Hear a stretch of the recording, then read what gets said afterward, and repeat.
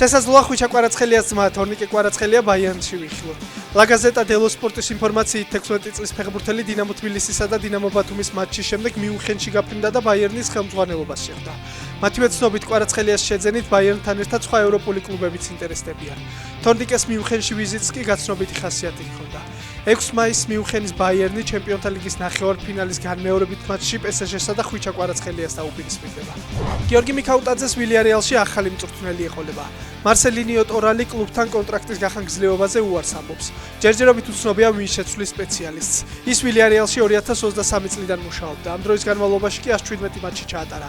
58-ში გაიმარჯვა, 27-ჯერ ფრე ითამაშა, ხოლო 32-ჯერ დამარცხდა. კლუბმა ზედიზედ ორჯერ მოახერხა ჩემპიონთა ლიგაზე გასვლა. ესპანური გუნდი ლა ლიგაში 68 ქულით მესამე ადგილს იკავებს.